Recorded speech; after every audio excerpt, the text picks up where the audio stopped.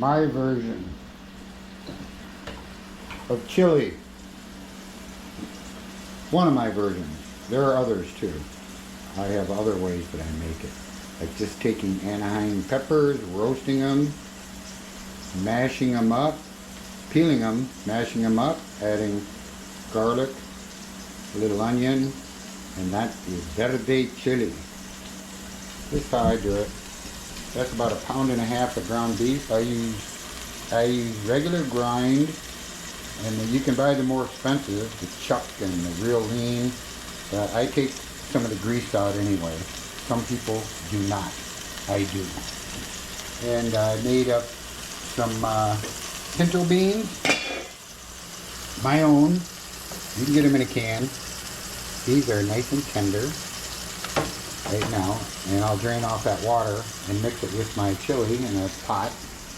And then I have about 1/2 bulb, which is, I don't know, 6 or 7 cloves of garlic. You can add more or less.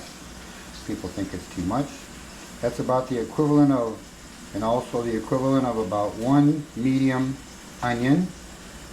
And then some of the local folks I know grow jalapenos, one of their farms out here, and that's 3 of those, and these are good ones.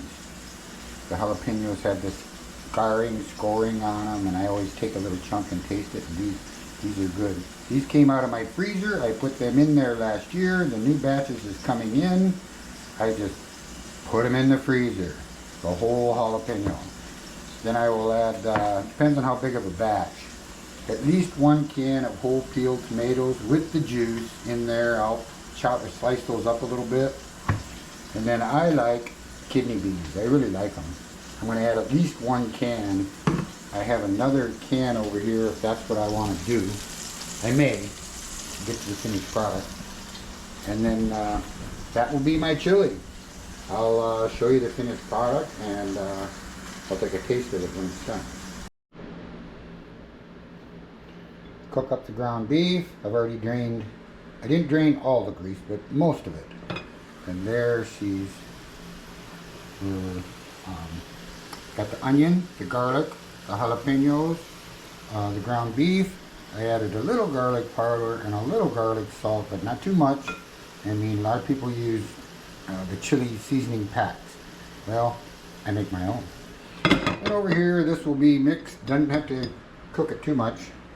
Over here is the pinto beans that I soaked and did my own. You can use a can if you want.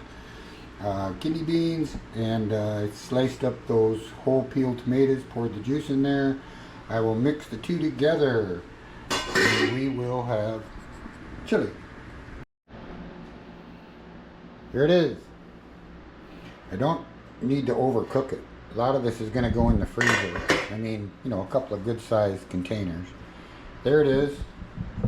Here is a bowl of it. It's been cooling for a minute or two, and I haven't tried it, and I'm going to right now to see how we did. Alright, here goes. Some bean, got a little bit of everything in there. Yes, we do.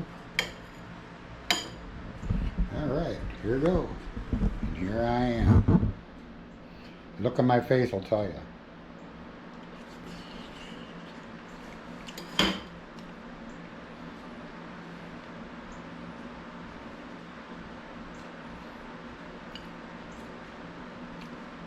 It is good. Alright, out of a million versions of chili out there, and I even make different kinds of... Ooh, that's got some bite. I like it. I've only got 1 or 2 friends that'll eat that. You know, hot, with good hot jalapenos. So many different kinds of jalapenos. You can get them where you can eat the whole thing raw and it doesn't even bother you. Another one you can take a little nip off of it. And... So anyway, there it is. I think it's great. And there you have it. Bowl ready to go, and I will put some of this into bowls, a little bit in the fridge, and bon appetit. It is good. They say bueno chili in Espanol.